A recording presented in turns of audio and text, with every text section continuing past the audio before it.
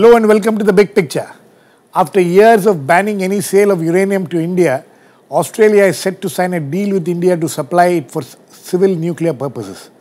The Australian Prime Minister Paul Abbott, who is on an India visit, has said that despite earlier reservations in his country about involving in sale of uranium, it has been overcome now. One of the major reasons for not selling it to India was that it is not a signatory to Nuclear Non-Proliferation Treaty. Now with Australians deciding to overcome it, India will benefit by the regular supply of uranium for its nuclear power plants, which has been working under par for some time now.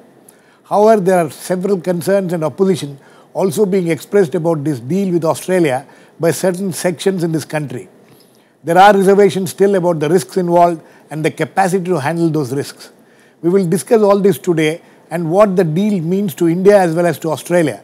To discuss this, I have with me Dr. G. Balachandran, nuclear expert and consulting fellow at the Institute of Defence Studies and Analysis. Arundhati Ghosh will be joining us soon. Sandeep Diskhit, senior assistant editor of The Hindu, and P.K. Sundaram, research consultant at the JNU and also an anti-nuclear activist. Welcome to all of you.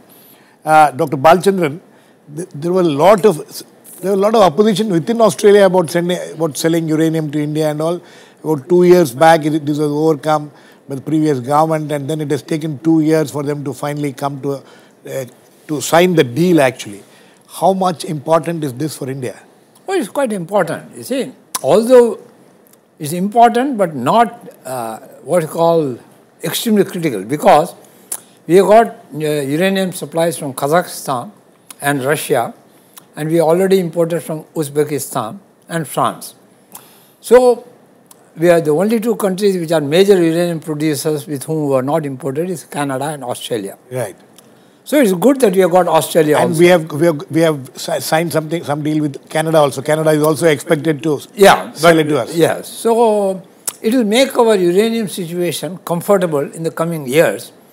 Which is a good thing. So that's in that sense, it's a welcome development, and it's something to be.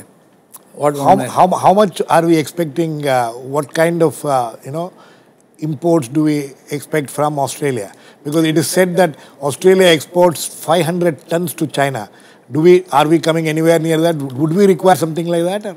At this moment, we already imported sufficient from Kazakhstan and Russia, but it is not still. So it may not be in the range of 500 to 1,000 metric tons, but it's certainly even a couple of 100 tons regular supply would fill in the gap, top of the supplies from Kazakhstan and Uzbekistan.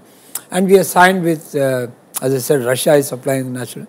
So it may not of the same order as China, but it will certainly be sufficient to make our power plants run much more. Already the safeguarded reactors are running at full capacity, and the imported uranium can be used only in the safeguarded reactors. So for our safeguarded reactors, we really do not have a critical deficiency of uranium. We don't have the critical deficiency. At this point, we don't have. So what the critical deficiency is for the non-safeguarded reactors. Yes.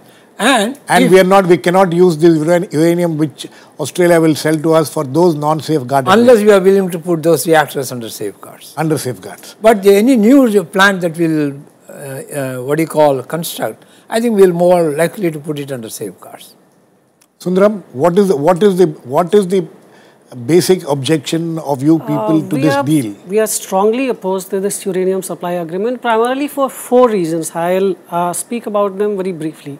One is that the Australian uranium corporates are notorious for victimization of Aboriginal communities there in Australia. And they have had decade-long battles, and the entire uranium industry in Australia has exposed itself to be totally, it's an apartheid industry. The Australian High Court recently has given them orders, stopped uranium dump site and so on. Secondly, this uranium supply to India will fuel India's nuclear weapons program. It will boost it indirectly, although not directly, because India's domestic reserve of uranium will now be free totally to be used in strategic purposes, weaponization. Thirdly, it will fuel an insane, unsafe, uneconomic, unaccountable nuclear expansion in India, which is being opposed by people strongly at the grassroots in places like Kudankulam, Jaitapur, Chutka, Mithi, all these places, based on their environmental concerns, questions of livelihood, safety, and so on. And fourthly, it will deprive India of a real choice when in a post-Fukushima world, a lot of countries are making real choices of going away from nuclear option and adopting renewable technologies and sustainable energy policy. Dr. Balachandran, would you like to react to that, to one of the points at least now? We'll come back to the other points. This is flogging a dead horse, okay? There's no point in making the Australian High Court has said, we are importing unless somebody says the Australian uranium. No, here's one point which I want you to react to. He's saying that this import from Australia will open up the uranium reserves within India for military purposes. See, look, this is again a dead horse. When the US agreement was being done, the same thing was being flogged. It's one of those things that are myths that you can float around, which you don't have any substantial basis. And you can make bombs will be made, this will be made, that will be made. It's pointless to discuss even this. I don't discuss this thing because it doesn't have any rational scientific. What do you mean by it will open up India? India is using all its in the power plants. And one can see how it is. So what is it? Have you used it? No. So all this in India will do this, India will do that. Look. On this, I do not get into discussion. You don't get into discussion. Yes, even Dr. Balachandran agreed that the unsafeguarded reactors in India are free to use domestic uranium, and this is now again free to be used for weapons purposes, the plutonium which comes out of the unsafeguarded reactors. So it indirectly does boost India's weapon capacity at a time when there is an increased nuclear arms race in South Asia, when in both countries you have regimes which are known to be ultra-nationalists and fundamentalists. Okay, Sandeep, let's get your a neutral point of view on this. The fact of the matter is that this has been worked out by successive governments for a long time. So you see it as a major breakthrough. You see, the breakthrough came in 2011 at the Bali ASEAN summit, where Obama met both Dr. Manmohan Singh and then Prime Minister Julia Gillard, I think, of Australia. Yes. And at that time, the Indian nuclear liability law had just come in. The Americans had not realized what was in store for them. They thought that everything will go forward. And so Mr. Obama is believed to have put in a word to Ms. Gillard. And thereafter, she went and convinced her party members and told them that it was good for business. And so 2012, the Australians lifted that ban. They lifted that ban, and then, of course, now they have been saying that there will be very stringent safeguards, the same as that for China. And second, what they are saying is that we will supply uranium to India, no doubt, but we'll have to be assured of their credentials. So a lot of background work must have gone into it. But as I said, politics marked the beginning of this deal, and it has been right through. And now with Mr. Modi going to the US in September, I don't know what is in store for the stalled nuclear plants of both the United States and Russia. Okay, so you consider this as a breakthrough. As, the signing of the deal, the fact that uranium will start flowing into India from Australia, this is something which was much hoped for, expected for. You think that this will improve the nuclear power program in India at least? As Dr. Balachandran said, we've been getting we have been promised substantial quantities from Uzbekistan, Kazakhstan and Russia. So this will top up the requirement as well as meet any fluctuation in demand supply anyway.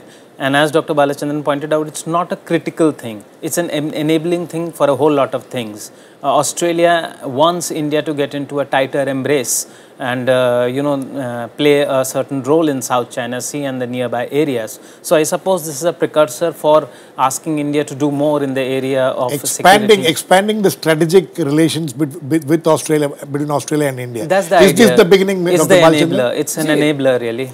It has got a number of significant things. One is Australia. Second, with Australia now signing an agreement, Canada already willing to sign, only Japan is left. What it means is this: more and more of the significant players in the nuclear arena globally have come to accept India's changed role in international nuclear order. Despite not signing the NPT. Yeah. So now only Japan is left of the major country. Korea has signed.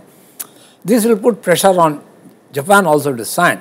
So it's got a lot of political significance in that sense. Now India's isolation in the international nuclear environment is being gradually eroded. It's almost getting over. It's getting over. So that's the first thing. The second thing is this. In that sense it is good. As I said, this cannot be used in unsafeguarded reactors. And as I said, already our safeguarded reactors are running at pretty well high capacity. So to that extent, this is not a major thing, but political significance is quite high in the acceptance of India as a major responsible player in the international nuclear arena. And for the Indian state, actually, this is a confidence booster of sorts when it is trying to push through its membership to 4 export control regimes such as Nuclear Suppliers Group, Wassenaar Arrangement, MTCR and others. So, in that sense, India, as Dr. Balachandran said, Japan is the only holdout that remains. Major country which is holding out. Major country which is holding out. So, one Japan also does an agreement, then it will be easier for India to get into the 4 export control regimes. Okay, Dr. Balachandran, the whole thing is about nuclear power. When the whole Indo-US nuclear deal started, being worked out and things like that, the hope was that, the plan was that the nuclear power, the element of nuclear power in the entire nuclear, in the power basket will have to be improved. How much will this help in improving that aspect of it? This one not very much, okay, because Australia supplies only uranium. It doesn't have any nuclear reactor technology. Right. Unfortunately, at the current moment, none of the reactor suppliers, that is United States, France or Russia, because of India's liability bill, have signed any nuclear. Right. So, till that happens, our nuclear program will not develop. Nuclear power program will not develop to the extent we had hoped it will. Right. And other point is this, even the Indian manufacturers are not very keen to supply indigenous reactors to India because they will also be affected by the liability law. So, the Australia being a uranium supplier is not bothered with the liability law. So, that's why it will sell it. Right. But the reactor sales is going to take a long time. So, this at some point of time, Australian uranium we may not even want it. Yes, it's quite possible if our indigenous precious heavy water program does not expand fast enough. The Australian uranium may not be really necessary. I think Dr. Balachandran is right when he says that it's more of a symbolic development, mainstreaming India's nuclear weapon status. That's right, but what are the implications? 2 implications. One is, in a world which is trying to deal with countries like Iran, North Korea, here's a country which conducted nuclear tests and it's still being co-opted in the international nuclear regime. It is a bad precedent for nuclear disarmament. And secondly, as I said earlier, it unleashes massive expansion of nuclear energy in India. And Dr. Balachandran also admitted that there's the bottleneck called nuclear liability, which all these stakeholders, the corporates from US, France, Russia, everybody is interested in diluting the nuclear liability, which puts a small, very minimum hook on the suppliers in case of an accident, which is very, very crucial for the Indian people. So, Sandeep, where do we stand as far as the nuclear? I mean, Dr. Balachandran says that the nuclear reactors question is that is where we don't have a reactor. We have the raw material to run it, but we don't have reactors to it. Yeah, if we can see enough reactors. Yeah, if we can see the straws in the wind, the Australian Prime Minister is coming because he'd indicated that he wanted to visit India. And then there's this other straw in the wind where Mr. Barack Obama has invited Mr. Modi to come to the US. So I don't know if these 2 things are linked or not, or maybe they are. And in that case, then the nuclear liability law might be changed a bit to accommodate American, Russian and French interests and concerns in this. But going beyond that, what we've seen that with Australia, we are importing gas, importing coal, and now we are going to import uranium. So there is major focus on commodity exports alone. Maybe it's time we are also negotiating a comprehensive economic partnership agreement with Australia. So maybe it's time that we took stock of this and tried to diversify our trade, moving away from commodity exports, imports alone. So, Dr. Balachandran, what are the broader benefits of this deal? No, apart from the nuclear deal, it makes possible in other strategic areas. For instance, because there are analysts who are advocating that we should have a defense strategic partnership. You see, Australia has got a reasonably good defense industry, defense technology. So this will pave the way for India, US, not buying and selling, but co-development and co-production. Australia. Both in India and Australia, yes, or defense equipment for the Indian forces. That's one thing. Second thing would be, as Sandeep said, on energy area. The third thing will make it possible. You see, this is an enabling one, because the India-Australia relations have to be much more deeper there. You see, for instance, the number of students in Australia, Indian students, is only next to Indian students in the United States. So that's one great area. And of course, we have got a sport links between India and Australia, which goes for a long. All what this deal will do is remove one impediment which used to stand in the way, because India felt quite rightly that nuclear issue was being brought out by everybody as non-proliferation, which is a dead horse. Disarmament. You think disarmament is a dead horse? It's a dead horse. You see, it's good for conferences, traveling abroad, getting grants and going abroad and talking about India is doing this, Pakistan is doing this. It's all good for that. I am quite in line with that. The sarcasm in your voice is very evident about No, not so. I'm really telling you, it's a good thing, but it doesn't serve any purpose. Other than, your psychic feeling that you are bringing the world to great peace and order, because you are not doing anything else. So it has got that way psychic. But for Indians, we can say, look, there are 1 crore Indian. So if 2 or 3 people say that India is building bombs, you can say we can live with that. I think it's very unfortunate, and it's a kind of complete final burial of India's disarmament credentials by bending the entire world, by again pitching Indian lives. The lives of the Indian poor and villagers as a bargaining chip on the international arena by inviting these nuclear imports. The world wants India the world wants India. It's more than the other way around. Yeah, of course. So India should leverage this opportunity to support disarmament, to promote renewable and sustainable energy policies in the post-Fukushima world. We are happy that India has increased leverage. We are happy and we support and we aspire for better relationship between India and Australia. But this should happen in a different framework. We should cooperate on renewable energy sources. We should cooperate on sustainable energy framework policies. Yeah. Sandeep, as far as the government is concerned, the officials at the official level, at the diplomatic level, disarmament is no more an issue. Well, the kind of energy which Sundaram and his friends, have been expanding in the last several, continuously. Yeah, in theory, disarmament is an issue. In theory. In theory, where India calls for total disarmament and says till there is no total disarmament, we are not going to disarm. So that's the theoretical thing. Second, if we take this forward, that's what the US says, and that's what everybody says. Everybody says. Yes. And as you said, taking this forward, what does this mean? Because this has been in the works for 3, 4, 5 years. Yes. No grand surprise about it. So, and you mentioned think tanks advocating a closer Australia-India partnership with China as the motive to contain China. Now, in that, let's set the record straight. There's only one think tank in Australia which has been making that push. And they have been very cautious, and there's consternation whenever China does anything. China comes even near Sulawesi, they get concerned.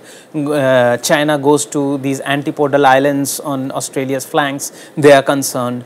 But as Tony Abbott said very clearly, that trade with North Asia, which means largely China, is $150 billion, and we are not going to jeopardize it for the sake of building better ties with country Y or Z.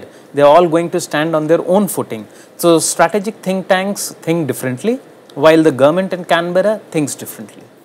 Okay, I think we are now joined in by Arundhati Ghosh, former ambassador who had led the Indian delegation on NPT negotiations in Geneva. Welcome, Ms. Ghosh.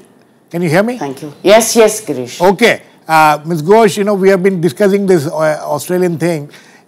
How important do you think that I have Dr. Balachandran here. Dr. Balachandran feels that it is just an addition to the requirements. It is not a very key breakthrough or anything like that. This deal which India and Australia is signing on this on supply of uranium. Let me first correct something, Girish. Yes. I was not involved in the NPT negotiations. Sorry, you were. I was not around. Okay. This was CTBT. much later. CTBT. Okay. Much right. later. Right.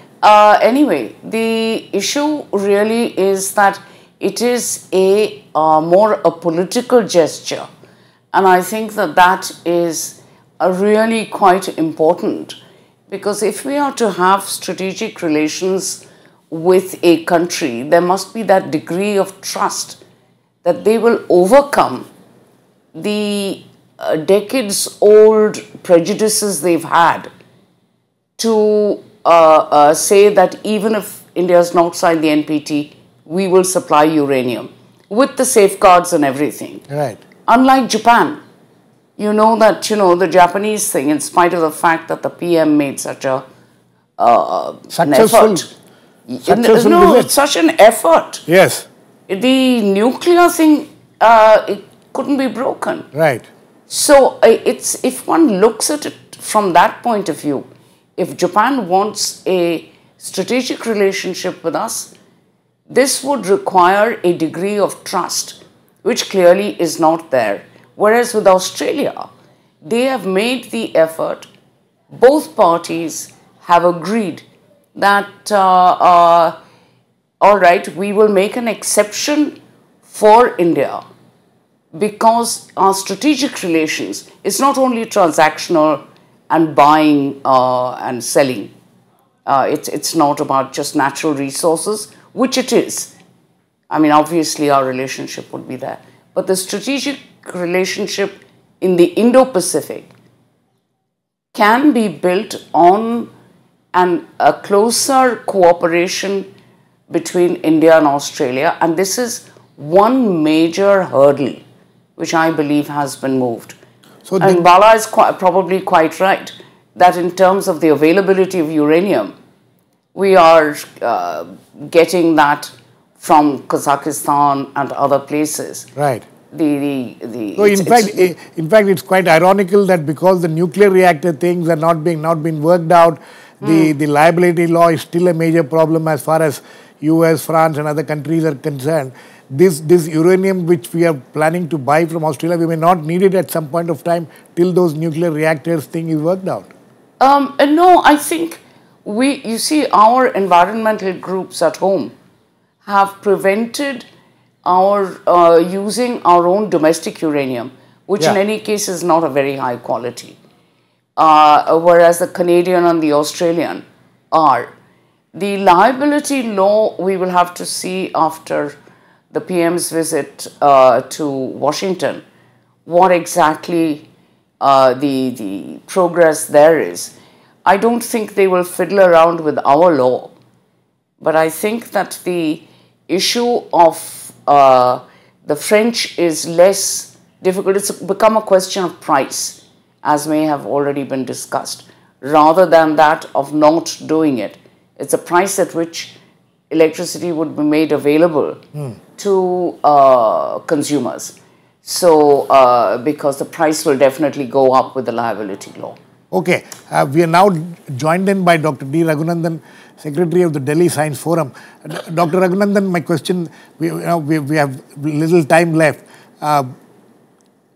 This deal with Japan, do you see it as something positive, or do you think that it is, it is being done by the Australians for their own purposes, or do you think that they have a higher purpose behind this?